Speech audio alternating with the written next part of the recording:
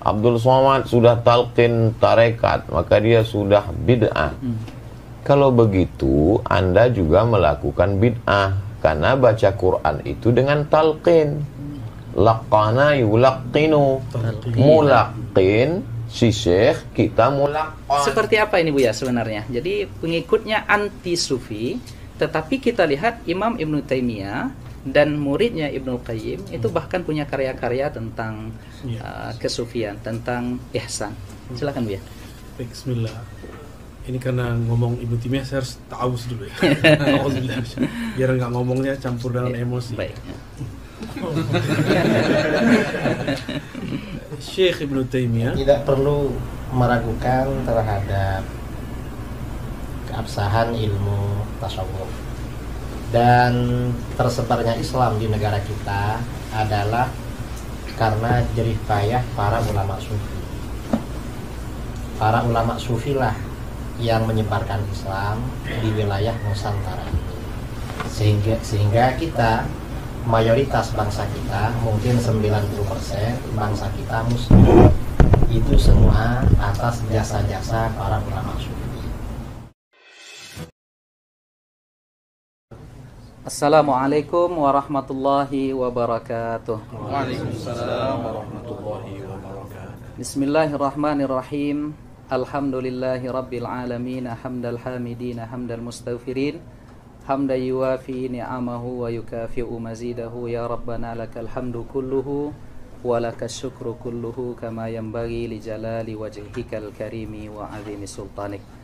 Asyhadu an la ilaha illallah wahdahu la syarikalah wa asyhadu anna Muhammadan abduhu wa rasuluhu la nabiyya wa la rasula ba'dahu. Fallahumma salli wa sallim wa barik ala sayyidina Muhammadin wa ala alihi wa sahbihi ajmain. Kaum muslimin, kaum muslimat, hadirin hadirat yang dimuliakan oleh Allah Subhanahu wa taala, pada pagi menjelang siang ini Allah mentakdirkan kita dengan takdir terbaik, berkumpul dengan para ulama di dalam majelis ilmu, yang mana pada hari ini begitu spesial. Bersama kita telah hadir Al-Ustadz Tuan Guru Profesor Dr. Haji Abdul Somad LCMA, dan juga telah hadir bersama kita Al-Ustadz Tuan Guru kita Buya Dr. Ar-Razi Hashim LCMA, yang mana saya yakin mereka berdua ini tidak saling mencari, tidak saling ingin bertemu barangkali, tetapi takdir Allah begitu indah, Allah pertemukan mereka berdua. Dan juga insya Allah nanti pada beberapa saat lagi Kiai Haji Idrus Ramli juga akan hadir bersama kita. Alhamdulillah, bertemunya para ulama kita ini dan kita duduk bersama mereka menyejukkan hati kita. Mudah-mudahan apa yang kita lakukan pada pagi menjelang siang ini insya Allah menjadi pemberat timbangan kebaikan kita di akhirat kelak. Amin ya rabbal alamin.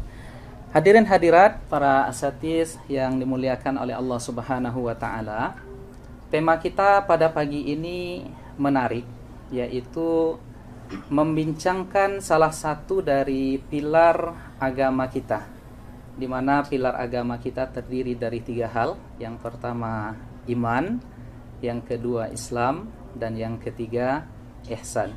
Jadi pada kesempatan yang berbahagia ini kita akan bertanya, membahas beberapa hal penting kepada ketiga ulama kita yang insya Allah hadir bersama kita pada pagi ini, insya Allah.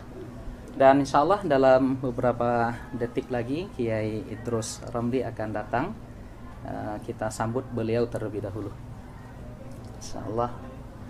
Baik, ahlan wa sahlan Kiai.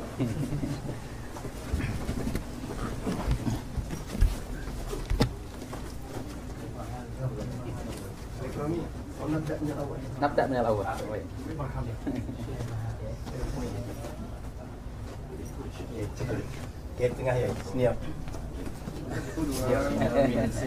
Baiklah hadirin hadirat yang dimuliakan oleh Allah Subhanahu wa taala, para asatiz yang hadir di majelis pada hari ini. Untuk tidak memperpanjang mukaddimah, kita langsung akan berdiskusi santai dengan ketiga alim ulama kita yang hadir pada pagi ini bersama kita, di mana tema besar kita pada hari ini adalah meluruskan stigma negatif terhadap tasawuf. Ada beberapa pertanyaan yang akan kita bagikan kepada para alim ulama kita pada pagi ini. Yang pertama barangkali akan kami tanyakan terlebih dahulu kepada Saya belakangan. Saya akhir-akhir. mungkin kepada Kiai. Tapi kalau dilihat dari senioritas nih, Kiai Idrus sepertinya yang paling senior, Kiai. Jadi kami ajukan pertanyaan terlebih dahulu kepada Kiai Idrus. Ini tentang sebenarnya tasawuf itu apa?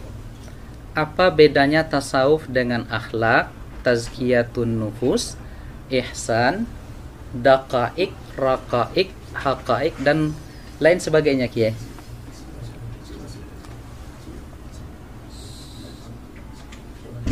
Ya, Assalamualaikum warahmatullahi wabarakatuh. Waalaikumsalam warahmatullahi wabarakatuh. Tasawuf itu nama satu disiplin ilmu. Dibilang akhlak ya memang akhlak, dibilang ihsan ya ihsan, kemudian dibilang raqaik juga raqaik, ya terserah. Cuma yang populer memang tasawuf, dan orang-orangnya disebut sufi. Karenanya tidak ada orang disebut akhlaki, nggak ada. Yang ada ya memang sufi. Dan akhlak itu diantaranya ya bagian daripada ajaran tasawuf. Saya kira begitu. Baik. Berarti bahasa atau narasi akhlak, tazkiyatun nafs, ihsan, tasawuf itu sama, Kiai ya? Sama. Substansinya sama. Ya, substansinya memang sama. Karena para ulama kita ketika mendefinisikan tasawuf ya ilmu untuk mengetahui ahwal tazkiyatun nafs. Baik. Kemudian ketika membicarakan tasawuf, dasarnya hadis tentang ihsan. Kemudian yang dibahas di dalam ilmu tasawuf juga akhlak-akhlak. Jadi itu artinya ya intinya sama antara tasawuf, akhlak, ihsan. Cuma kalau tasawuf ini lebih khusus daripada akhlak. Karena kalau akhlak, kalau istilah akhlak, semua firqah, semua tawaif di dalam Islam menerima. Hatta orang-orang yang anti tasawuf itu menerima pada akhlak. Tetapi kalau tasawuf ini hanya kelompok tertentu yang menerima, artinya jumhur. Orang-orang yang anti tasawuf itu tidak menerima pada tasawuf. Kalau pada akhlak mereka menerima. Baik. Jadi tasawuf ini khususiyah bagi kita. Khususnya ahlu sunnah. Ya, khususnya ahlu sunnah Wal jamaah. Jadi nggak ada tasawuf di Syiah ya? Ya, tidak ada. Tidak ada tasawuf di Syiah. Walaupun mungkin mereka menghubung-hubungkan atau mengaku-ngaku ada tasawuf, ya hanya menghubung-hubungkan, mengaku-ngaku. Karena asas tasawuf itu tazkiyatun nafas. Termasuk tazkiyatun nafas itu kan menyucikan hati dari prasangka yang tidak baik. Syiah itu prasangkanya kan tidak baik pada sahabat, pada siapa. Jadi memang tidak ada tazkiyah. Baik. Sahih. Terima kasih Pak Kiai Haji Idrus Ramli atas jawabannya yang begitu luar biasa. Kemudian kita ingin mengelaborasi sedikit ya, menambah lagi. Ini kami tujukan kepada Al-Ustadz Profesor Ustadz Abdul Somad. Apakah bertasawuf itu mesti bertariqah, atau apa hubungan tarikat dengan tasawuf itu, Ustadz? Silahkan, tafadhol. Bismillahirrahmanirrahim. Assalamualaikum warahmatullahi wabarakatuh. Guru kita Al-Mukarram Kiai Haji Muhammad Idrus Ramli, Buya Dr. Ar-Razi Hashim. Terima kasih moderator kita Al-Mukarram Ustadz Dr. Zul Ikrami. Bersama kita juga ada Imam Besar Masjid An-Nur Pekanbaru Riau, Al-Mukarram Ustadz Dr. Zul Hendri Rais, dan para asatis yang tak dapat disebutkan satu persatu. Ada mutiara di dalam lautan. mutiara itu berada di dalam kerang, terang benderang. Tidak mungkin bisa mengambil mutiara itu kalau tidak naik sampan. Sampannya itu adalah syariat. Lalu kemudian dia mesti berenang. Berenangnya itu adalah thariqat. Lalu kemudian laut, ada lautnya. Lautnya itu adalah hakikat. Lalu setelah dia naik sampan, berenang di laut. Kalau berenang di darat, itu buaya darat. Masuk dia ke laut itu, tenggelam dia, basah dia, nampaknya mutiara itu didapatkannya. Maka itulah dia ma'rifat. Tentu dengan proses yang panjang. Ketika Al-Ghazali, Abu Hamid ditanya, apa itu ma'rifat? Kata Imam Al-Ghazali, nurun yaqdhifullahu fi qalbi abdih. Cahaya yang ditembakkan Allah, dipancarkan ke dalam hati seorang hamba. Buah daripada riyadhahnya, buah daripada melawan hawa nafsunya yang zahir dan yang batin. Itulah dia. Lalu kemudian apapun nama kapalnya, ada kapalnya kebetulan dinakhodai oleh Syah Al-Imam Bahauddin Naqsyabandi. Maka kapal itu namanya kapal Naqsyabandiyah. Kebetulan nakhodanya namanya Al-Imam Abul Hasan Asy-Syadzili. Nama kapalnya Syadziliyah. Kebetulan nama nakhodanya Al-Imam Abdullah Asy-Syattari. Nama kapal itu Syattariyah. Nama nakhodanya Muhammad bin Abdul Karim Samman. Nama kapalnya Sammaniyah. Semua kapal-kapal ini berada di lautan La ilaha illallah Muhammadur Rasulullah. Maka insya Allah akan sampai. Jadi yang tidak sampai, yang tidak melewati jalan, atau dia bersikut-sikutan di jalan itu, maka itu yang tidak sampai.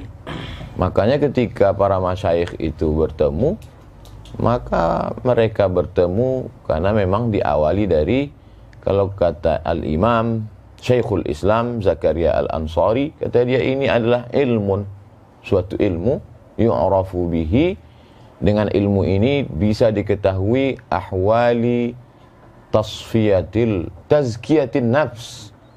Setelah tazkiyatin nafs, tasfiyatil akhlaq. Setelah itu ta'miril zahir wal batin. Puncaknya adalah linailis sa'adatil abadiyah.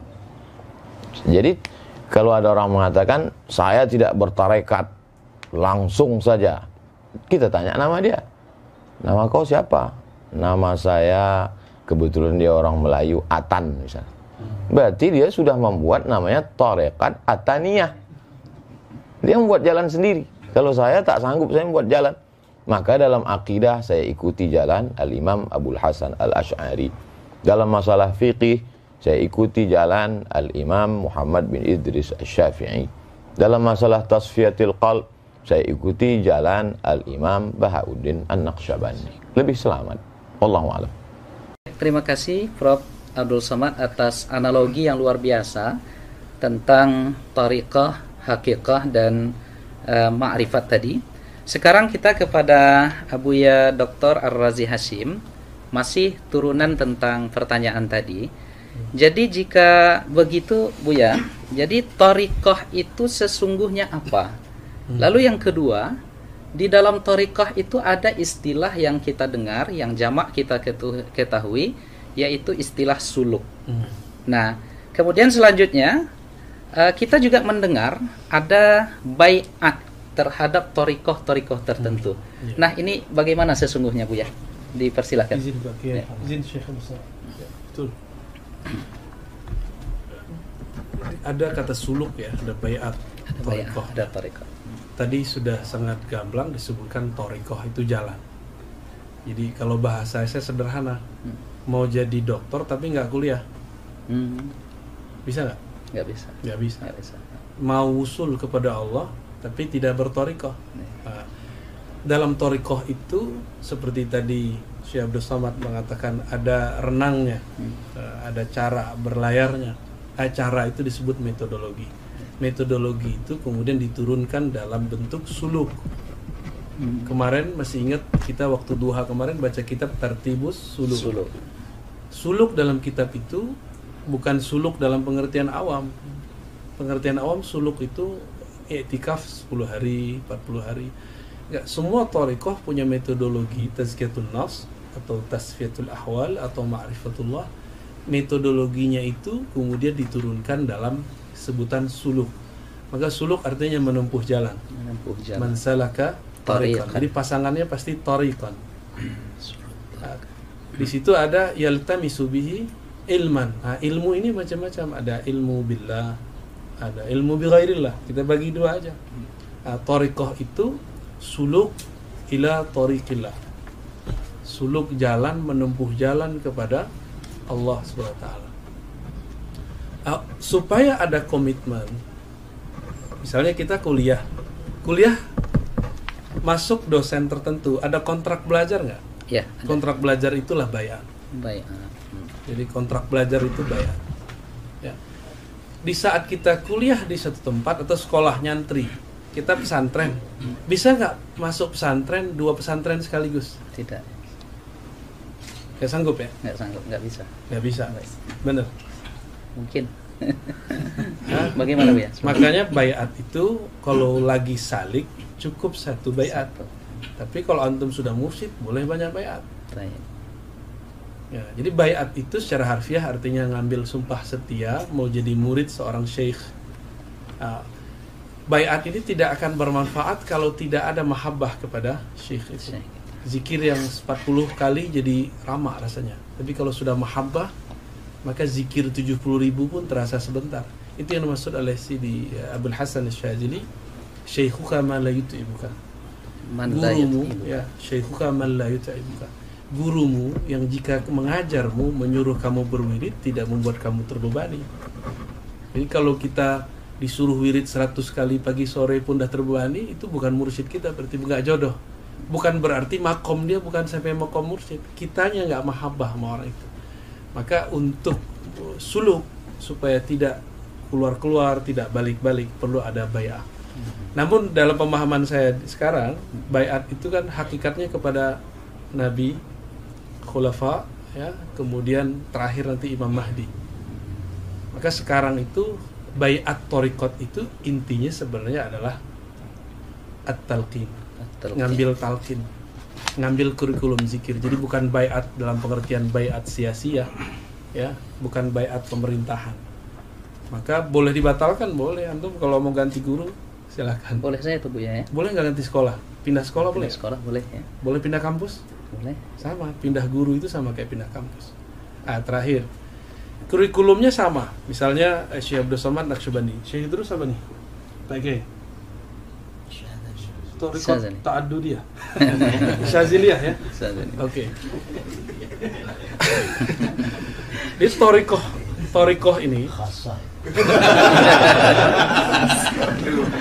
ada kopi. Ada BPS.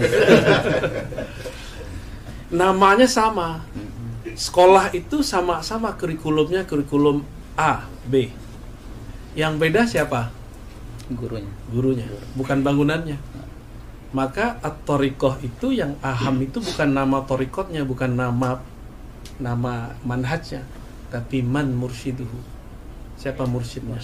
Nah, itulah inti dari thariqah bayat. Ya, penjelasan yang luar biasa rekan-rekan sekalian yang dimuliakan oleh Allah. Kita tambah lagi dan semakin kesini semakin menarik. Ya, saya ingin ke Profesor Ustadz Abdul Somad lagi. Jadi jika demikian adanya tentang thariqah, tentang suluk dan lain sebagainya, ini mengapa Ustadz di dalam setiap thariqah itu zikirnya berbeda-beda dan mengapa ditalkinkan? Silakan Ustadz. Saya dengan Al-Mukarram Dr. Zulhendri Rais berjumpa dengan Syekh Muwaffaq Mursyid Syadziliyah yang juga muhaddis karena banyak ijazah hadis, murid dari Syekh Badruddin Al-Hasani. Syekh, kenapa amalan zikir ini, tarekat ini berbeda? Ini kok berbeda? Kata beliau, si seorang mursyid syekh mengambil dari sunnah, dari hadis. Makanya kalau dilihat aurat, zikir-zikir mereka itu, kalau dicari nanti di dalam kutubus sunan, tetap ketemu. Yang sebagiannya ilham. Tentu zikir kan ada ma'surat, ada ghairu ma'sur. Lalu kemudian, mana yang menurut dia paling mudah untuk muridnya, atau setelah istigharah dia, atau ilham yang dia peroleh, itulah yang dia susun, dia ajarkan kepada murid-muridnya. Jadi dalam hal ini saya mengutip saja, menukil. Karena saya tidak alim dalam bidang itu, lebih aslam, lebih selamat mengutip. Jadi wirid dalam tarikat ini begini, dalam tarikat ini begini. Ini dalam hal bacaan, dalam hal jumlah dan selainnya. Adapun tentang jalan zikir, dalam hal ini dari pertanyaan-pertanyaan saya ada beberapa perbedaan. Saya tanya kepada syekh ini tentang jalan zikir. Yang saya maksud jalan zikir itu jalan dia di dalam badan ini waktu berzikir itu. Kata syekh ini, zikirnya dari Nabi, jalannya itu dari syekh, dia dapat ilham. Kata syekh yang satu. Kata syekh yang satu, enggak, zikirnya dengan jalannya sekalian dari Nabi Sallallahu Alaihi Wasallam. Saya tidak. Yang penting kita biasanya dengan mursyid ini kal mayyit baina man yaghsiluhu, seperti mayat yang dimandikan. Maka tidak terlalu penting tentang itu, karena dia beramal tujuannya adalah dengan ridha itu dia sampai kepada ridha Allah. Jangan beramal untuk meminta sesuatu, tapi beramallah untuk mencari ridha Allah. Karena kalau kau beramal mencari ridha Allah, Allah akan berikan kepada engkau segala sesuatu. Nah, itu yang membuat mereka tidak terlalu mempermasalahkan itu. Saya pun mungkin ketika menanyakan itu mungkin sudah su'ul adab dengan syekh. Ini apakah zikirnya dengan jalannya, atau zikirnya dari Nabi, jalannya dari syekh? Apa tadi pertanyaan kedua? Saking banyaknya pertanyaan. Kemudian kenapa ditalkinkan? Kenapa mesti ditalkinkan? Kalau ada orang mempermasalahkan, Abdul Somad sudah talqin tarekat, maka dia sudah bid'ah. Kalau begitu, Anda juga melakukan bid'ah, karena baca Quran itu dengan talqin. Laqana yulaqqinu, mulaqqin si syekh, kita mulaqqan. Laqinu mautakum, talqinkanlah orang yang mau mati la ilaha illallah. Guru mentalqinkan la ilaha illallah, kata mulut dia. Jalannya begini, kata dia. Maka talqin itu metode pendidikan dalam Islam. Bagaimana kita tahu membaca alif lam mim? Itu kan dari talqin. Kalau dari PDF, alama, alam nasrah dengan alif lam mim sama tulisannya. Syekh Muhammad Mutawaili Sya'rawi pertama tahfiz Quran kan gitu, dikomplainnya gurunya. Tunjukkannya. Ini alif lam mim, kenapa di sini bacanya alam? Kenapa di sini alif lam mim? Itu tahu lewat talqin. Belajar hadis pun melalui talqin. Jadi kalau ada orang mempermasalahkan talqin dalam zikir, maka bermasalahlah semua ilmu kita ini. Jadi talaqi, musyafahah itu adalah nama lain dari talqin. Hadis, akidah, kita ini rata-rata kita bertalqin ke guru kita. Maka siapa yang tak bertalqin, berarti dia dapat dari mana? Dari buku. Tahammul wal ada, level yang paling rendah adalah wijadah. Wijadah ketemu. Ketemu di mana? Ketemu di buku, walaupun itu diakui. Tapi dia tetap mesti bersambung. Dalam hal zikir, dia tidak sekedar ilmu, tapi di sana ada mauhibah, di sana ada barokah, di sana ada faid, limpahan. Limpahan-limpahan dari tuan-tuan guru, itulah yang kita harapkan. Maka dengan duduk ini mudah-mudahan kita semua mendapatkan limpahan faidul barakah dari Kiai Idrus Ramli, dari Buya Ar-Razi Hashim. Tapi yang paling banyak mengharapkan ini pasti barokah dari Kiai Idrus Ramli. Termasuk Buya Ar-Razi pun ingin mendapat. Wallahu a'lam. Terima kasih Prof. Abdul Somad ya, yang sudah menjelaskan dengan begitu gamblang ya tentang sebegitu indahnya. Jadi apa yang disampaikan oleh Ustaz Abdul Samad dengan Buya Ar-Razi Hashim dengan Kiai Idrus Ramli tadi, sesungguhnya apa yang kita tanyakan dengan seluruh jawaban mereka tadi menampakkan keindahan pilar ketiga di dalam ajaran agama kita itu, yaitu tentang ihsan. Nah, kalau begitu Kiai, saya ingin ke Kiai Idrus Ramli lagi. Mengapa ada stigma miring terhadap tasawuf, atau banyak yang menyesatkan tasawuf ini Kiai, dan bahkan dengan tegas mereka katakan sufi itu zindik, kemudian sufi ini adalah orang-orang yang tidak terikat dengan Al-Quran dan Sunnah, dan mereka adalah ahlul bid'ah. Ini mengapa ada stigma dan kesan seperti itu Kiai? Silahkan Kiai. Ya, terima kasihnya. Stigma sebagian orang bahwa tasawuf itu sesat, itu kebanyakan karena mereka tidak tahu. Jadi kata Imam Ghazali dalam kitab Yahya, sering beliau sampaikan, an-nasu a'da'u ma jahilu. Manusia biasanya memusuhi apa yang mereka tidak tahu. Coba mereka tahu, tidak akan begitu.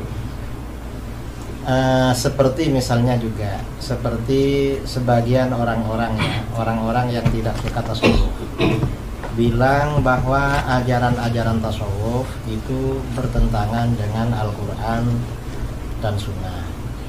Padahal orang sufi itu paling rajin baca Quran. Paling rajin baca. Syaratnya sufi harus rajin baca Quran, rajin zikir, rajin sholat. Itu kan dari Al-Quran Sunnah semua. Kemudian juga masalah bertentangan dengan sunnah. Dan ilmu tasawuf seperti disampaikan oleh Imam Junaid Al-Baghdadi. Ahlus Sunnah ini imam mazhabnya dalam tasawuf Junaid bin Muhammad Al-Baghdadi. Imam Junaid Al-Baghdadi mengatakan ilmuna hadza muqayyadun bil kitab was sunnah. Ilmu kita ini diukur, dipagari, dibatasi, diatur dengan Al-Quran dan Sunnah. Bahkan ya kata beli artinya apa? Seorang ulama sufi, seorang mursyid itu harus ahli tafsir, harus ahli hadis. Kalau tidak ahli tafsir, tidak ahli hadis, maka gak bisa menjadi teladan dalam ilmu tasawuf. Itu kata Imam Al-Junaid Al-Baghdadi. Dan para ulama sufi ini dasar-dasarnya kembali pada Al-Quran, pada Alkitab dan Sunnah, lebih dari itu. Karenanya kalau kita membaca biografi para ulama sufi atau biografi para ulama ahli hadis lah, ada kitab biografi ahli hadis seperti kitab Tazkiratul Huffaz karangan Imam Az-Zahabi. Biasanya kalau pakar-pakar hadis, dokter hadis seperti Tuan Guru Ustaz Abdul Somad, Tuan Guru UZR ya, ini tahu kalau kitab-kitab itu. Tahu ini dokternya hadis Pak, bukan? Hadas.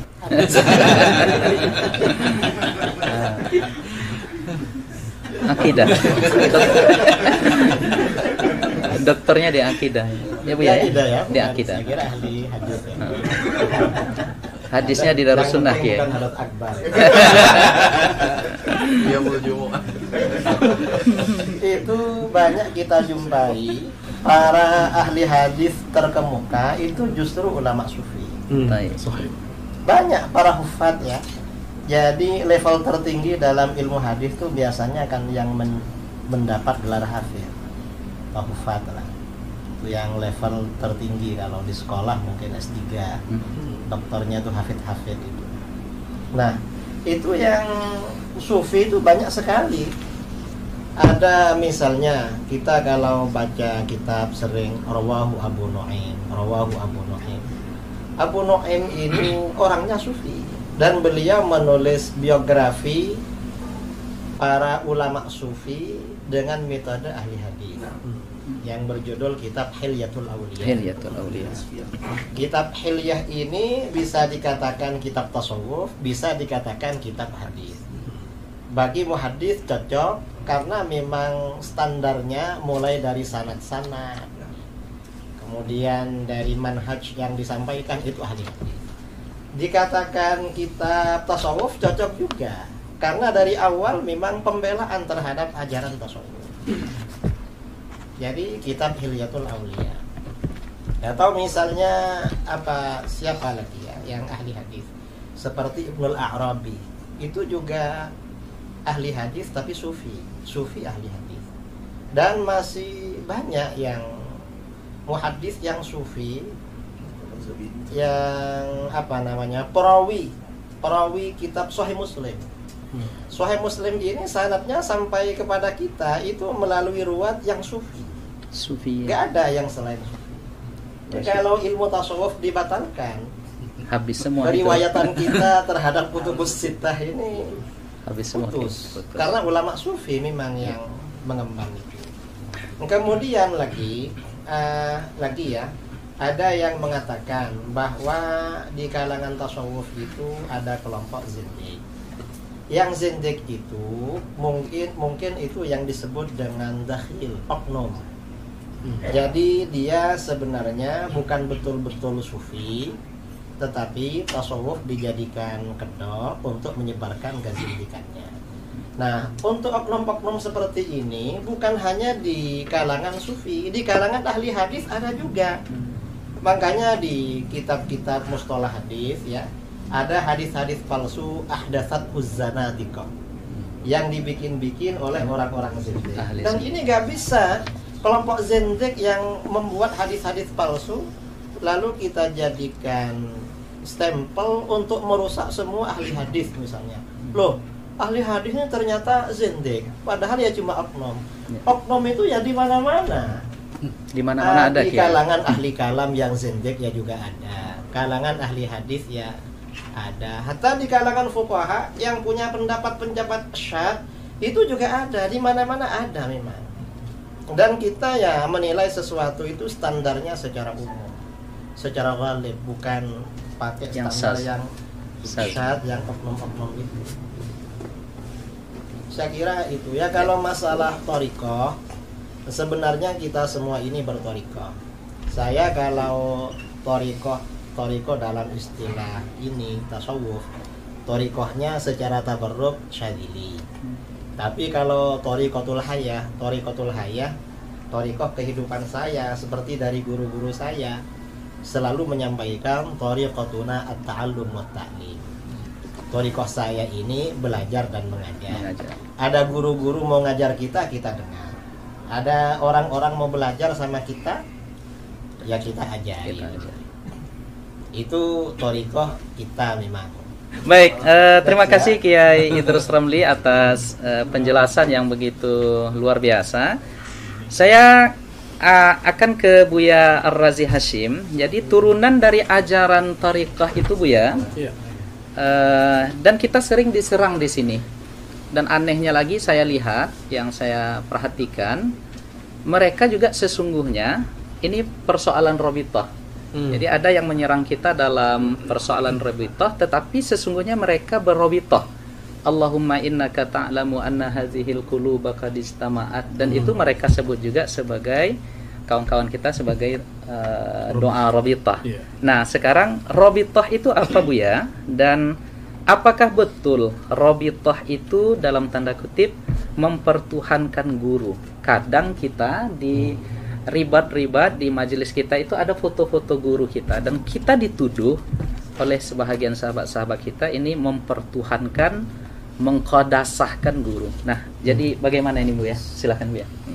Ya, para pembenci tasawuf itu kurang mengerti bab cinta. Rabithah itu adalah alaqatul hub baina syekh wal murid, baina al-murid wa syekh. Jadi hubungan cinta antara guru, murid dan guru. Seharusnya rabithah itu, jadi kita bagi, ada ar-rabithah al-kubra, ada ar-rabithah as-sughra. Yang paling pantas kita ikat cinta itu hanya kepada Allah. Allah hanya bisa lewat Rasulullah.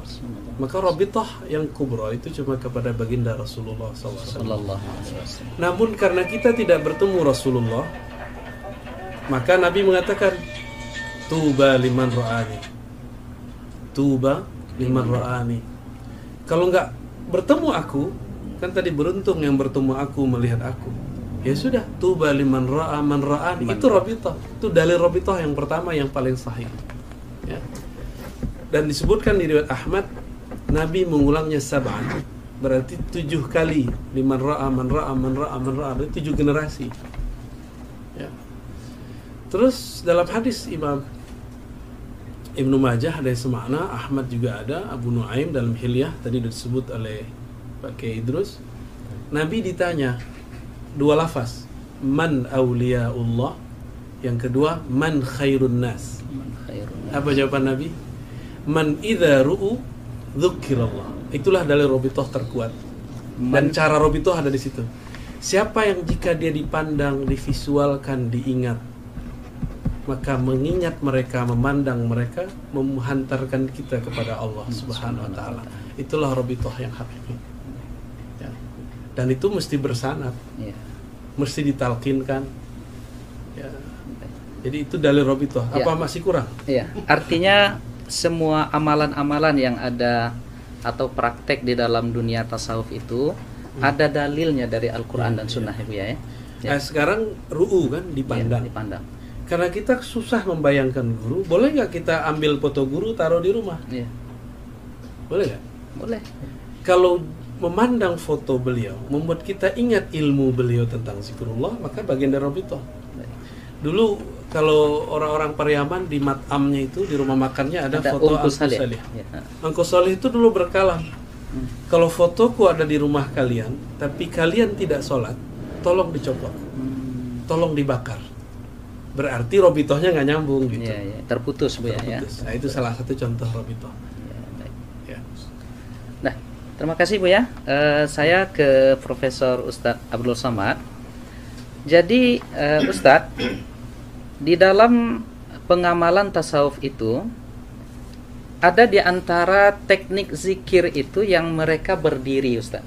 Mereka berdiri, dan ini saya pernah menyaksikan beberapa kali, terutama di Sudan ada tariqah Samaniyah yang mereka berzikir la ilaha illallah itu berdiri dan berkeliling. Nah, jadi ini seperti apa sebenarnya Ustaz? Karena ini kita yang mengamalkan ini juga diserang, dituduh, dan bahkan dibid'ahkan juga. Silakan Ustaz. A'udzubillahi minasyaitonirrajim. Alladzina yadhkuruna Allaha qiyaman. Mengingat Allah berdiri. Wa qu'udan. Kemudian duduk. Wa 'ala junubihim. Kemudian berbaring.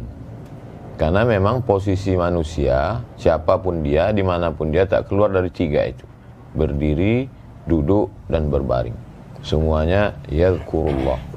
Mereka mengingat Allah Subhanahu wa ta'ala. Mulutnya menyebut, hatinya mengingat, dan akal serta seluruh tubuhnya mengagungkan yang disebut itu, Allah Subhanahu wa ta'ala. Jadi ada juga orang mulutnya menyebut, tapi perbuatannya seperti tidak mengagungkan Allah Subhanahu wa ta'ala. Adapun ketika dia bergoyang tubuhnya, maka ada, kalau kita menikmati sesuatu, ada ekspresi. Kalau kita ini diberikan minuman, andai ada minumannya, maka minumannya sama, ekspresinya berbeda. Misalnya Ustadz Zulhendri ekspresinya matanya misal Ustadz Abdul Somad misalnya Masya Allah. Kiai Idrus tentu dia punya khas karena Buya Ar-Razi. Itu ekspresi itu tidak dibuat-buat. Kalau dibuat-buat namanya tasannu, dibuat-buat. Jadi Al-Imam Al-Qushairi dalam Ar-Risalah Al-Qushairiyah dalam pembahasan tentang as-sama', ketika mereka mendengarkan lantunan syair zikir, lalu kemudian terjadi ekspresi di tengah orang yang mendengar dan mengikuti itu atau hadrah, kalau ekspresinya itu murni karena zauq dia, karena Allah, maka berarti itu memang pemberian Allah, hibah. Tapi kalau dia ternyata sengaja tasannu, membuat-buat supaya dikagumi orang, supaya disangka sudah wusul, padahal dia belum apa-apa, maka dia sudah kadzib, dusta, bohong.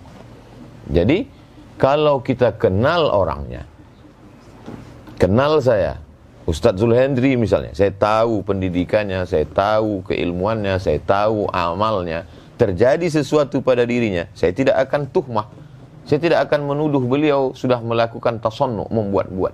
Tapi kalau ada yang jahil, kita sudah tahu, itu kekeliruan adalah ketika menghukum generalisir, diambil sampelnya si jahil tadi. Itu secara ilmiah tidak benar. Kita mau meneliti Masjid Ar-Rahman. Apakah masjid ini cukup standar menurut standar Kota Pekanbaru dan Riau?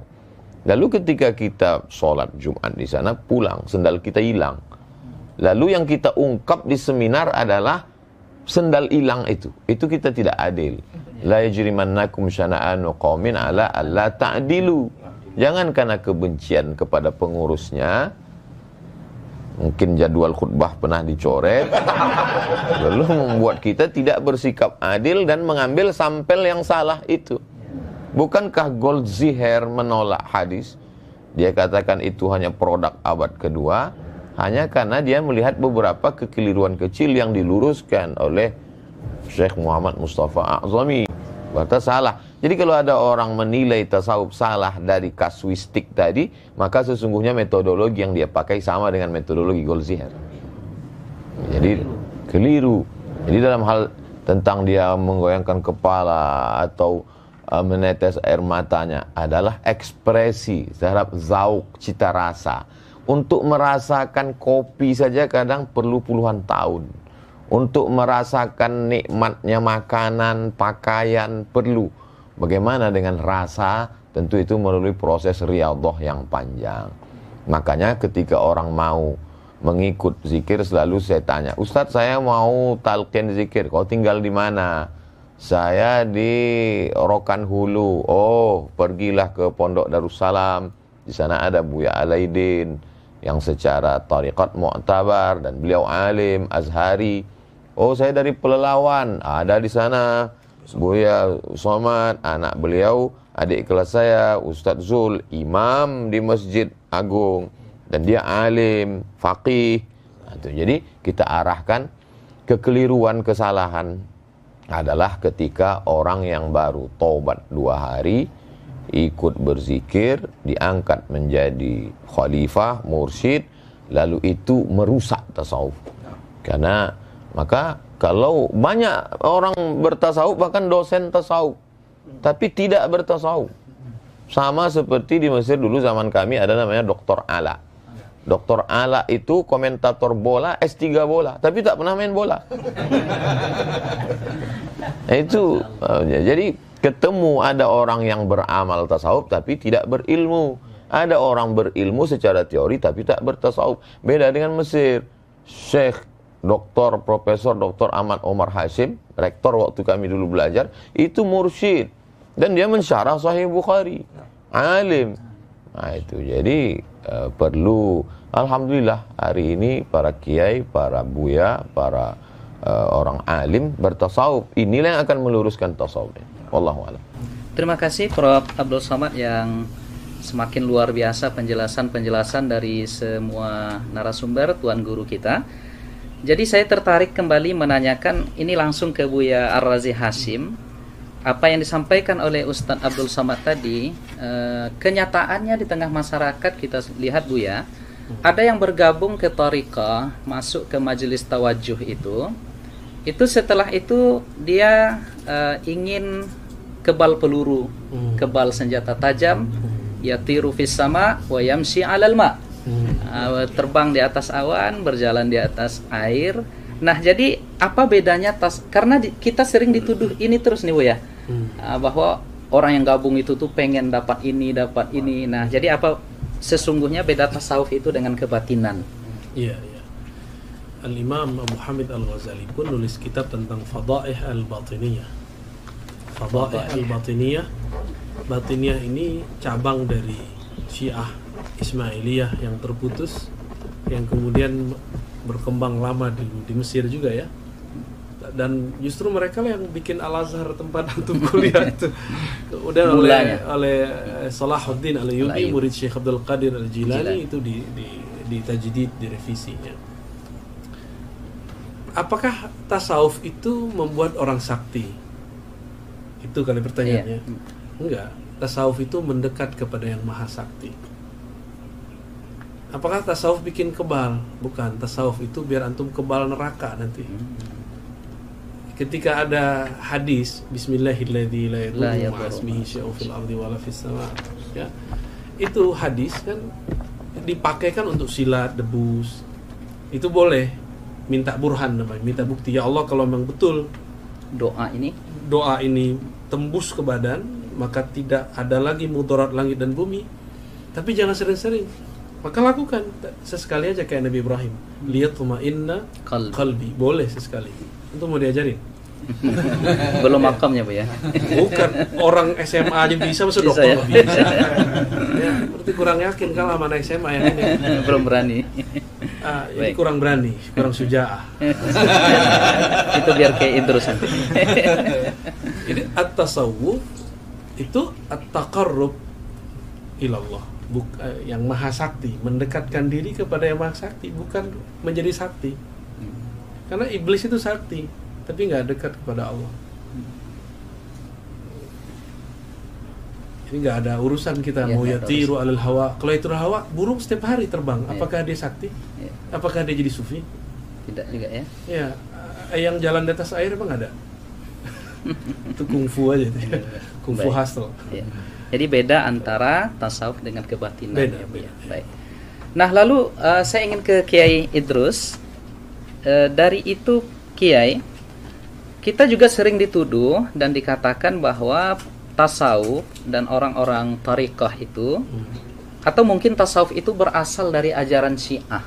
Dan ini ya beredar di media sosial, di ceramah-ceramah beberapa ustaz. Nah, ini bagaimana nih Kiai, silakan. Memang ada kelompok-kelompok yang sering menuduh kita seperti tasawuf katanya dari Syiah, lalu maulid juga awalnya dari Syiah. Ya itu ya hanya tuduhan saja. Dan Syiah juga suka mengklaim, bahwa semua disiplin keilmuan dalam Islam yang mengawali dulu Syiah. Usul fikih katanya pertama kali dari Imam Ja'far Shadiq. Terus tafsir ya juga begitu. Semuanya dari Syiah. Nggak ada sama sekali selain Syiah. Padahal dalam sejarah peradaban Islam, Syiah itu selalu tertinggal dari mazhab-mazhab yang ada di dalam Sunni. Misalnya mazhabul arba'ah. Contoh ya, kita kembali pada tafsir Al-Quran. Setelah mazhabul arba'ah, Hanafi, Maliki, Syafi'i, Hambali, masing-masing punya disiplin kitab Ahkamul Quran. Beberapa ratus tahun kemudian Syiah baru ngarang. Lambat peradabannya, tapi ya Syiah mengklaim. Dan ini kelompok yang nggak suka dengan kita, anti Syiah sebenarnya. Kadang percaya sama Syiah. Anti Syiah, tetapi berita dari Syiah mereka terima gitu. Mereka terima. Ya, karena mengapa? Ya karena mereka agak suka aja sama kita sebenarnya. Jadi dibilang dari Syiah. Ada lagi yang lebih parah dari itu. Tasawuf itu katanya dari Yahudi. Ada yang bilang tasawuf itu katanya dari Hindu, dari mana. Itu lebih parah lagi, tuduhan-tuduhan seperti itu. Padahal ya enggak. Coba kita baca di Muqaddimah Hilyatul Auliya. Hilyatul Auliya, Imam Abu Nu'aim menulis kitab Hilyatul Auliya itu kan untuk menjelaskan kalau tasawuf itu tidak identik dengan kebatinan. Tasawuf itu tidak identik dengan inhilal minas syariah, melepaskan diri dari ajaran syariat. Tidak. Tasawuf itu tidak identik dengan aliran-aliran di luar Ahlus Sunnah, tidak. Karenanya beliau menjelaskan di dalam kitab Hilyatul Auliya. Jadi kalau itu dibilang dari Syiah ya tidak tepat. Tidak tepat sama sekali. Dan semuanya memang Syiahnya mengakui, lalu yang ini percaya. percaya aja. Padahal ya tasawuf ini ya dari Islam itu sendiri, dari Al-Quran, dari hadis. Kalau kita mempelajari tasawuf, misalnya kitab Ihya karangan Imam Al-Ghazali. Kitab Ihya ini kajian utama di pondok-pondok, termasuk kurikulum wajib. Kalau tidak mengajarkan kitab Ihya berarti pondoknya nakis. Karena itu syaratnya pondok itu harus ada kitab Ihya. Coba baca di kitab Ihya. Hampir semua bab di kitab Ihya itu dalilnya qala Allah Ta'ala. Lalu setelah itu wa amal ahadits. Setelah itu amal athar. Enggak ada pernyataan misalnya qala Syiah. Enggak ada begitu. Atau qala al-Batiniyah. Qala al-Hunud, orang Hindu. Enggak ada begitu. Semuanya Al-Qur'an hadis. Kalau kita pelajari itu di kitab Ihya itu sangat lengkap. Tidak perlu membuka syarah. Di Ihya lengkap sekali. Semua persoalan dalilnya Al-Qur'an, sunnah, hadis, asar ulama salaf. Ada semua. Saya dari tadi disuruh jawab tuduhan-tuduhan terus.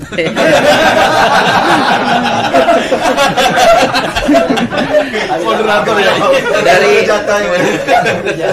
Karena memang Kiai Idrus ini selama ini kita perhatikan menangkis subhat itu beliau Masya Allah. Maka kita arahkan kepada beliau. Baik. Baik, terima kasih Kiai. Saya ingin kembali ke Prof. Ustadz Abdul Somad. Sebagaimana yang diuraikan di awal oleh Kiai Idrus Ramli tadi, tariqatuna hadhihi muqayyadatun bil kitabi was sunnah. Jadi tidak ada di dalam pengamalan tasawuf, di dalam kehidupan orang-orang sufi itu yang inhilal minas syariah, yang melenceng dari aturan syariah. Nah, sekarang kita dituduh Ustadz, ya. Katanya seorang sufi apabila telah yakin sampai makrifat, ya, itu bahasa mereka, itu diperbolehkan meninggalkan kewajiban-kewajiban syariat. Apa benar begitu, Ustaz? Mohon pencerahan. Ada seorang wali Allah, dia punya murid-murid. Murid itu pun diambil dari bahasa tasawuf. Arada yuridu, murid, orang yang punya keinginan yang kuat. Begitulah kuatnya pengaruh tasawuf di Indonesia. Sampai yang tidak ikut tasawuf pun disebut juga murid. Jadi bagi yang tidak suka tasawuf itu susah sekali. Nanti di sekolahnya tidak boleh pakai murid. Bid'ah. Nah, itu. Lalu kemudian murid-murid ini dia bawa ke majelis yang dikatakan wali tadi. Dia sedang berada di dalam masjid, sedang berzikir. Begitu mereka sampai, tiba-tiba yang dikatakan wali di dalam masjid tadi meludah di dalam masjid. Ya bersuku, meludah. Langsung dia membawa murid-muridnya pulang. Ayo kita pulang, ini bukan wali Allah, tapi wali syaitan. Kenapa? Karena mukhalafat, meludah dalam masjid itu bertentangan dengan sunnah. Itu disebutkan Imam Al-Qushairi yang kita baca Ramadan tahun lalu. Jadi betapa mereka berpegang kepada sunnah. Kemudian ada satu kitab yang ditahqiq oleh Syekh Abdul Halim Mahmud. Dia dianggap sebagai sufi modern, menjabat Syekhul Azhar, dapat gelar doktor dari Sorbonne, Prancis. Dosen pembimbingnya Louis Massignon, Louis Massignon tulisannya. Dalam kitab itu dia bercerita tentang ungkapan-ungkapan mereka. Idza ra'aitar rajul, kalau kau lihat ada orang yatiru fil hawa, terbang di atas awan.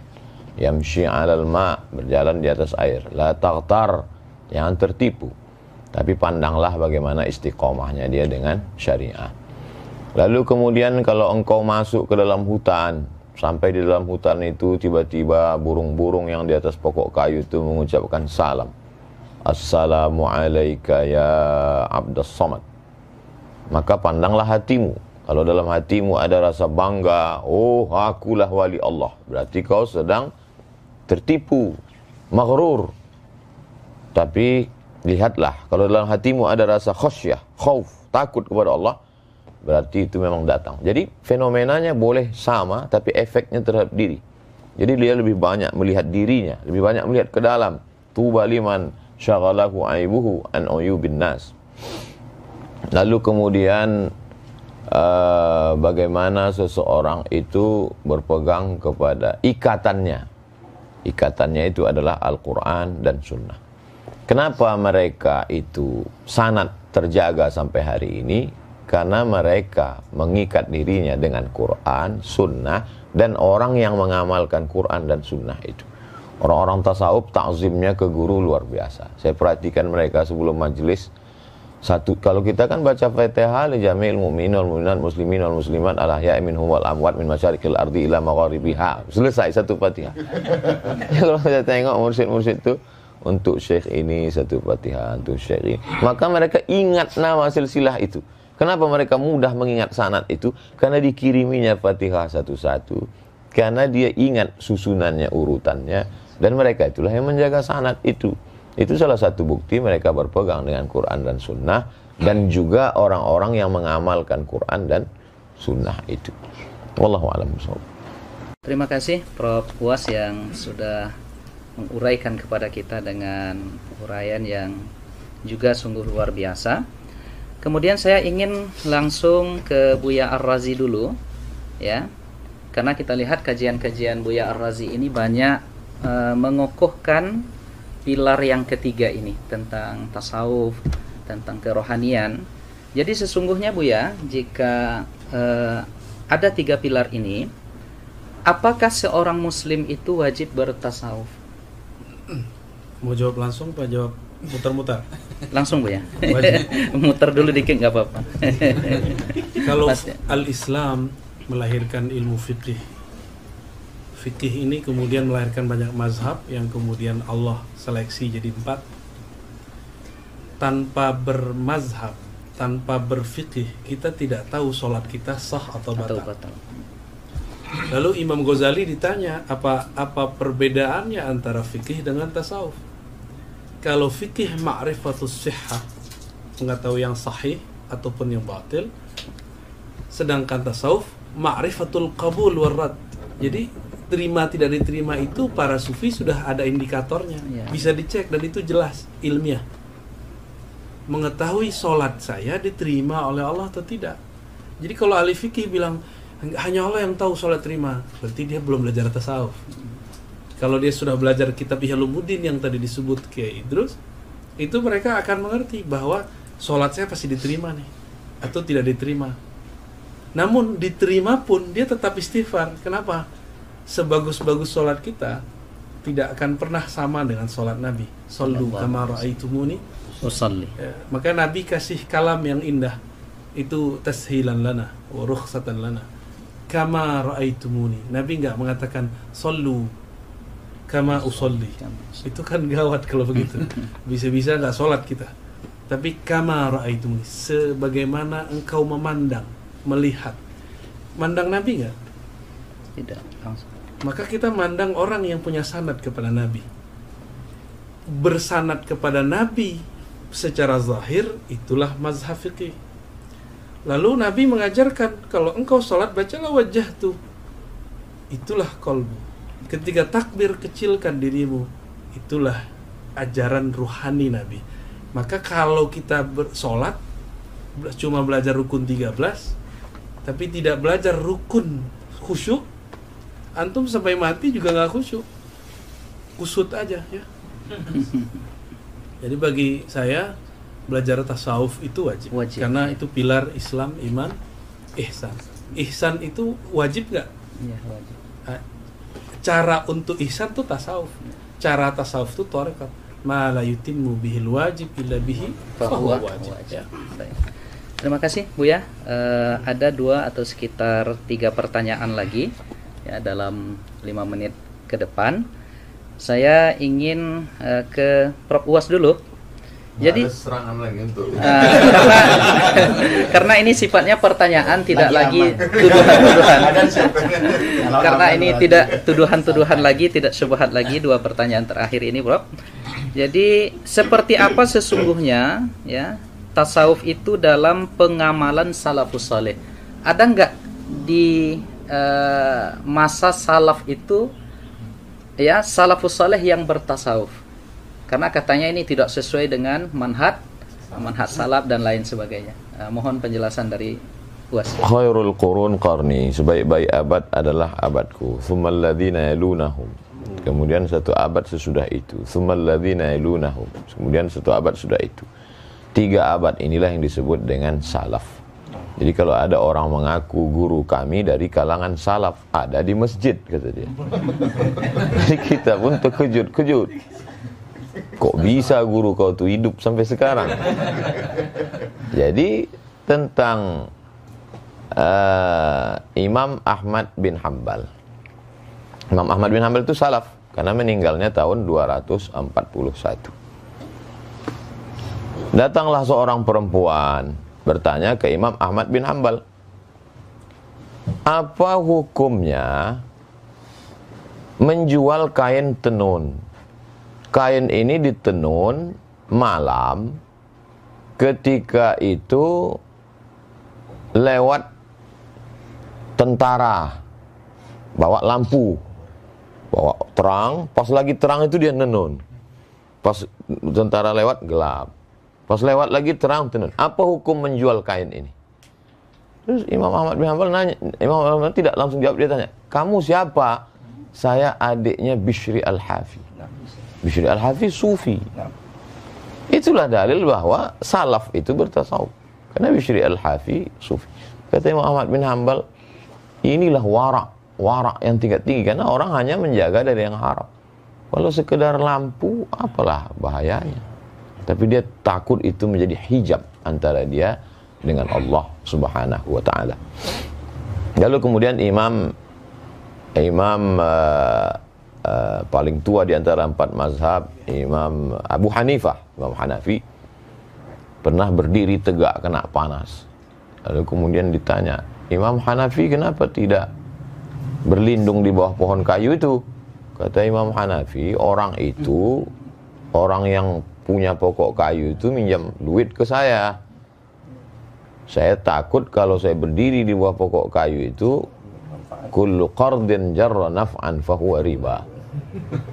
Jadi sampai sehalus itu warak mereka, zuhud mereka. Jadi itulah yang dikumpulkan oleh para ulama, diantaranya dalam Al-Luma' At-Tusi, kemudian dalam Ar-Risalah Al-Qushairiyah, dalam kitab-kitab tasawuf. Kemudian barulah mengkristal susunan yang paling indah kalau dalam mustalah hadis Muqaddimah Ibnu Salah, Ramah Hurmuzi sebelum itu, baru cantiknya itu pada Ihya Ulumuddin Imam Abu Hamid Al-Ghazali 505. Jadi kalau orang mengatakan mana salaf itu bertasawuf, ya kumpulkanlah.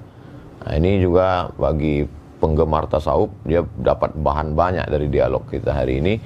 Bisa kumpulkan salaf bertasawuf, dalil-dalilnya, bagaimana mereka wara, zuhud, bagaimana mereka takut kepada Allah dan lain sebagainya. Imam Ahmad bin Hanbal ketika beliau amat sangat wara.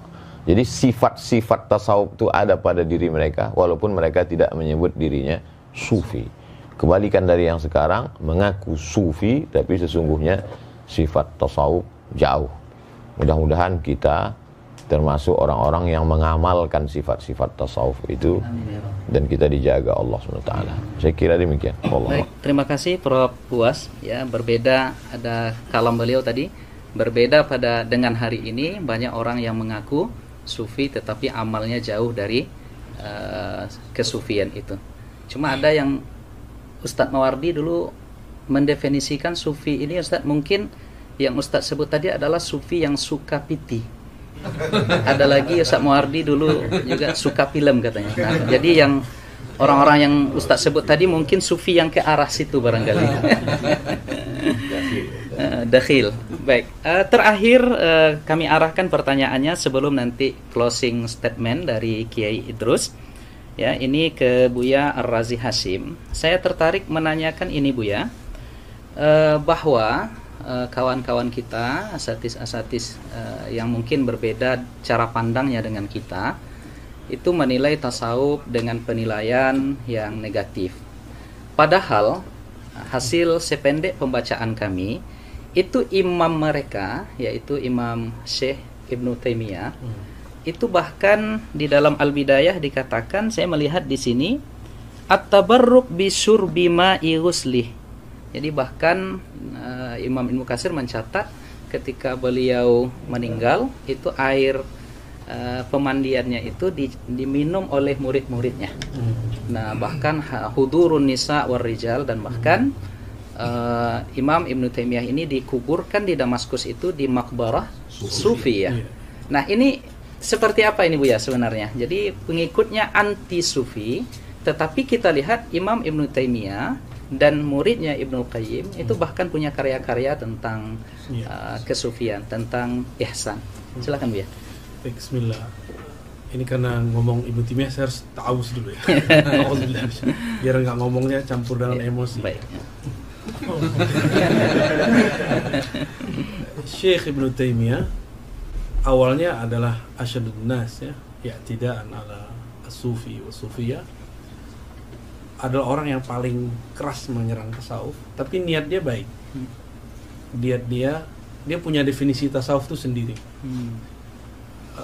Bagi dia sufi itu seperti yang dikatakan Imam Junaid tadi, muqayyadun bil kitabi was sunnah. Tapi itu persepsi dia. Maka dia seranglah Al-Bakri, dia seranglah Ibn Arabi. Hatta Ghazali nggak selamat dari dia. Hatta Al-Kushairi itu pun dihantam. Yang paling lucu yang dari kalangan Hanabilah yang menulis kitab Manazilus Sa'irin, Al-Imam Al-Harawi, yang gelarnya juga Syekhul Islam, itu juga dikritisi oleh dia. Jadi Ibnu Taimiyah ini memang jiwa-jiwanya kalau sama orang Asy'ariyah sekarang ya ini jiwa rudutnya tinggi ya, sehingga kalamnya betul-betul sangat fasih. Kata Az-Zahabi, jika dia yarud ala syai' karena kulla kitabin baina ainaihi, seakan semua kitab yang dia serang itu sudah hafal semua, cerdas, secara ibarah ya. Jadi dia cerdas secara memorize, bukan cerdas secara analyze. Ya. Ibn Taimiyah tahun 709 itu pernah berdialog dengan Al-Imam Arif Billah bin Athaillah Sekandari. Kita pernah bahas itu kemarin ya. Di situ terjadi dialog. Sebenarnya Ibn Athaillah sedang yunsih ya, memberikan nasihat yang tulus kepadanya.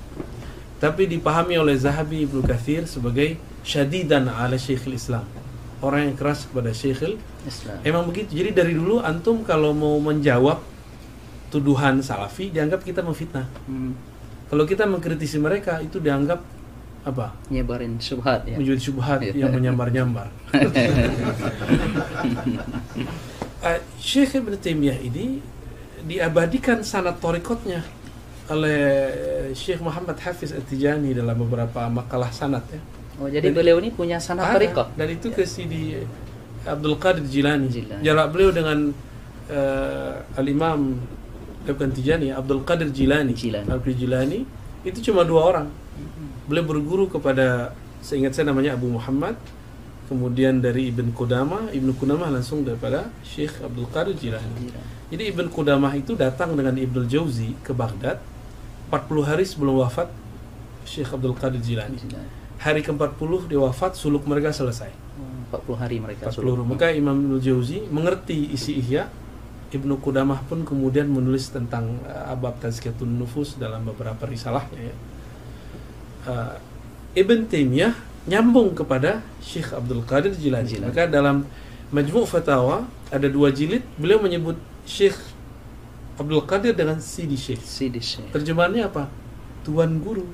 Dan itu istilah tasawuf ya, Sidi Tuan Syekh. Ya, Tuan Syekh Abdul Qadir Jilani dan Abuya. Sidi. Ada tambahan belakangnya, Qaddasallahu sirrah. Dan yang paling ajib dalam Madarijus Salikin yang 1 jilid tebal itu, Ibnu Qayyim yang menulis memori dia dengan Ibnu Taimiyah dalam syarah-syarahnya. Begitu juga Al-Wabilus Shayyib, dia menyebut Ibnu Taimiyah dengan Qaddasallahu sirrah. Berarti dia sudah mentakdis gurunya sebagai seorang wali, karena Qaddasallahu sirrah itu cuma wali. Mursyidnya belum boleh. Kalau belum wali ya. Kalau antum wali murid. Jadi Ibnu Taimiyah fi awakhir umri kana yamil ila tasawuf bal yadfa anhu. Jadi beliau di akhir hayatnya memang sudah cenderung bertasawuf karena sudah tidak boleh lagi nulis, tidak boleh lagi berfatwa, dan beliau yakhtimul Quran fi shalah. Jadi khatam Qurannya dalam salat. Ba'da subuh zikir enggak berhenti-berhenti, dan itu cuma amalan sufi. Jadi akhir ayatnya beliau asli bertasawuf. Jadi intinya Ibnu Taimiyah tidak anti tasawuf, dia cuma ingin membersihkan tasawuf versi dia. Lalu mengapa murid-muridnya sampai hari ini pengikut metodologi beliau itu anti dan sangat keras itu, Bu ya? Kira-kira apa itu latar belakangnya kira-kira? Li'annahum ma indahum isnad ya. Karena mereka enggak punya sanad. Kalau orang enggak punya sanad fikrah, sanad ijazah, sanad tarbiyah. Mereka enggak punya sanad tarbiyah. Sanad ijazah aja enggak punya kan? Sanad tarbiyah ini paling mahal. Mereka nggak punya sanad tarbiyah, sehingga tidak ada yang ngerekam thariqatnya Ibnu Taimiyah. Ketika dikabarkan oleh para masyayikh, Ibnu Qayyim nulis Madarijus Salikin, itu Muhammad Hisan itu mentahzir kitab Ar-Ruh. Jangan dibaca kitabnya. Al-Adawi meragukan karya Madarijus Salikin. Usah baca kitab ini. Jadi mereka sendiri kurang ajar sama imamnya. Apalagi sama kita. Apalagi sama orang-orang di samping saya. Jadi ini terakhir ya. Kita itu walaupun mau menjawab mereka, tapi niatnya memperkuat diri kita. Kita la nashtaghil bimasailihim bi ikhtilafihim. Kita enggak usah repot dengan mereka. Kita perkuat saja aswaja yang kita punya. Masalah mereka mau jidal ya sudah, biarin aja. Nanti kalau jidal kita serahkan kepada Syekh itu. Baik. Baik, terima kasih Buya Razi Hashim ya, dengan segala informasi berharga yang beliau sampaikan kepada kita tentang sisi lain dari Al-Imam atau Syekh Ibnu Taimiyah. Kita masih menyebutnya imam, kita masih menyebutnya syekh, sebagaimana disampaikan oleh Buya tadi. Murid-murid beliau sudah menganggap beliau pula menjadi seorang wali dengan ungkapan qaddasallahu sirrah. Artinya ujung-ujungnya kita yang ingin mencintai tasawuf ini adalah kebeningan kalbu. Maka kita tidak punya rasa benci kepada siapapun. Artinya ketika ada yang menuduh kita, tentu kita berhak untuk memberikan hak jawab. Itu aja barangkali ya. Prof Was. Nah, terakhir kita minta closing statement dari Kiai Idrus Romli, karena tadi pertanyaan-pertanyaannya memang yang sifatnya rudud harus diberikan kepada beliau dan sudah habis ya tentang rudud itu. Maka untuk closing statement kita berikan dalam waktu barangkali 3 menit kepada Kiai Idrus Romli hafizahullah ta'ala. Silakan Kiai. Hafizahullah, bukan hafizahullah. Hafizahullah ta'ala. Hafizahullah mirip Wahabi. Sengaja tadi disebut itu mau memancing Kiai. Apa komentar? Silakan Kiai, tafadhol. Terima kasih ya. Jadi saudara-saudara kaum muslimin dimanapun Anda berada, dari tadi kita menikmati sajian tentang ilmu tasawuf yang disampaikan oleh ini dua tuan guru yang sangat viral sekarang ini. Setelah saya gitu.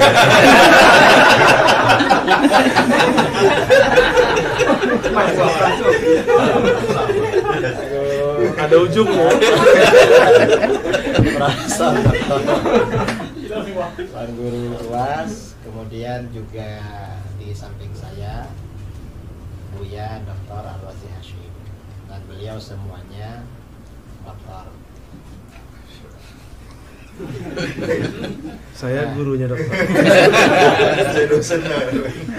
Saya ini kawannya. Dokter pilih ijazah. Maaf saja. Bahwa ajaran tasawuf itu adalah ajaran Islam yang murni dan sumbernya dari Al-Quran, hadis, serta pengamalan generasi salaf sejak para sahabat dan generasi berikutnya. Itu ajaran tasawuf. Dan tasawuf ini merupakan satu di antara 3 pilar dalam Islam yang tidak dapat terpisahkan. Kalau di dalam hadis yang terkenal dengan hadis Jibril, ada iman, ada Islam, ada ihsan. Iman ini kemudian di dalam agama kita ini diterangkan oleh para ulama dalam ilmu akidah, ilmu tauhid. Kemudian Islam, kemudian menjelma menjadi ilmu fikih. Dan ihsan menjelma menjadi ilmu tasawuf atau ilmu akhlak. Kalau tasawuf ini tidak ada, berarti terdapat kekurangan dalam diri seorang muslim, karena salah satu pilarnya tidak lengkap. Ini masalah tasawuf. Dan tasawuf ini bukan teori, tetapi lebih pada pengamalan. Karenanya para ulama ketika mendefinisikan tasawuf, definisinya beda-beda. Karena yang mereka definisikan itu sesuai dengan ahwal atau apa yang dicapai, yang dirasakan oleh masing-masing. Karena memang tasawuf itu lebih pada pengamalan daripada teori. Karena itu kaum muslimin ya dimanapun berada, ya tidak perlu meragukan terhadap keabsahan ilmu tasawuf. Dan tersebarnya Islam di negara kita adalah karena jerih payah para ulama sufi. Para ulama sufi lah yang menyebarkan Islam di wilayah Nusantara ini. Sehingga kita, mayoritas bangsa kita, mungkin 90% bangsa kita muslim, itu semua atas jasa-jasa para ulama sufi. Kita bersyukur kepada Allah Subhanahu wa Ta'ala, cinta kepada para ulama sufi. Kalau Al-Fakir sendiri, Al-Fakir ya bukan sufi. Bukan sufi dalam arti yang diterangkan dalam ilmu tasawuf. Kalau seperti kita ini ya mungkin muhibbin. Kita ini menjadi penggemar ya, menjadi penggemar pecinta kaum sufi, itu sudah bagus sekali. Kalau kita ini menjadi sufi betulan seperti para ulama sufi yang dulu-dulu, ya mungkin ya bukan makomnya. Kita ini hanya makom pencinta sufi. Saya kira seperti itu. Dan saudara-saudara gak perlu ragu-ragu dengan kebenaran tasawuf. Kalau ada orang-orang yang tidak suka dengan tasawuf, menuduh-nuduh atau bilang sesat, bilang apa, itu gak perlu didengar. Karena mereka, yang jelas mereka tidak masuk dalam dunia tasawuf dan bukan orang-orang sufi. Saya kira itu dari saya, mungkin mewakili dari 3 narasumber, 2 saya dan 2 kawan ini ya, termasuk mewakili diri sendiri. Oke, terus dilawan. Saya kira itu dari saya. Kurang lebihnya mohon maaf. Assalamualaikum warahmatullahi wabarakatuh. Waalaikumsalam warahmatullahi wabarakatuh. Masya Allah, rekan-rekan sekalian, para asatiz, para hadirin hadirat yang dimuliakan oleh Allah, keterangan-keterangan, penjelasan dan uraian yang disampaikan oleh ketiga pendekar aswaja ini luar biasa. Saya tidak akan menyimpulkan apapun yang mereka sampaikan, tetapi sebagai penutup dari moderator, saya teringat dan diingatkan oleh beberapa kawan tadi. Dulu ada 3 orang Asy'ariyah sezaman. Yang pertama namanya adalah Al-Imam Ibnul Baqillani. Itu gelarnya digelari pada masa itu dengan Bahrun Mawrik. Ya, beliau ini ibarat lautan yang menenggelamkan. Kemudian ada Al-Imam Abu Bakar Ibnu Furak, Ibnul Fawrak, ya. Ini gelar beliau adalah Sallun Mitraq, ya. Pedang pemukul besi. Jadi luar biasa hujah-hujah beliau sezaman dengan Imam Ibnul Baqillani. Dan ada lagi disebut oleh Imam Nawawi, beliau ini adalah Al-Ustadz Abu Ishaq Al-Isfirayini. Nah, ini gelar beliau adalah Narun Tuhrik. Narun Tuhrik, ya, api pembakar. Nah, sekarang agaknya kita boleh memberikan gelar kepada ketiga asatiz kita di sini, ya, rekan-rekan yang setuju, ya. Yang pertama kepada Buya Ar-Razi Hashim kita gelari dengan Barqun Lami', ya. Barqun Lami', kilat yang menyilaukan. Kemudian kilat yang menyilaukan, insya Allah dengan ilmu dan ruhani beliau. Kemudian kepada Yai Idrus, karena beliau biasanya garang, ya, untuk merudut segala, ya, mengkonter segala pemahaman-pemahaman yang keliru, kita gelari sebagai Asadun Qami', yaitu singa pemberangus. Karena beliau punya saja'ah, ya.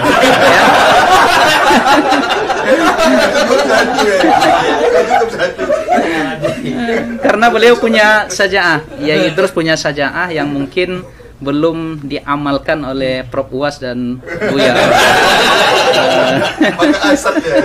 Maka cocok kita sebut sebagai Asadun Qami'. Kemudian terakhir kepada Uwas kita berikan gelar Saifun Qati', pedang tajam. Luar biasa, ya, anekdot para alim ulama kita ini yang, ya, sesungguhnya bercanda tetapi ada hikmah-hikmah yang luar biasa dari jawaban-jawaban mereka. Kita bermohon kepada Allah Subhanahu wa taala, semoga Allah kumpulkan kita dengan Sayyiduna Muhammad sallallahu alaihi wasallam di surganya dan diberikan nikmatnya pandangan kepada Allah Subhanahu wa taala kelak di surga, kita mendapatkan ridha darinya. Dan tentunya kita yang berkumpul di sini dan siapapun yang melihat video ini mudah-mudahan diberikan kasih sayang oleh Allah Subhanahu wa taala, dan kita ungkapkan, ya, kepada mereka dan kepada yang hadir semuanya bahwa kita mencintai mereka karena Allah Subhanahu wa taala. Demikian acara kita, diskusi kita pada pagi ini yang mengumpulkan 3 pendekar aswaja, yang mudah-mudahan ini memberikan pemahaman yang baik kepada seluruh yang mendengarkan. Dan banyak maaf dari kami yang membawa acara ini. Kita tutup dengan doa kafaratul majlis. Subhanallahumma bihamdika asyhadu an la ilaha illa anta astaghfiruka wa atubu ilaik. Wa barakallahu fikum. Semoga Allah jaga kita semuanya. Wassalamualaikum warahmatullahi taala wabarakatuh.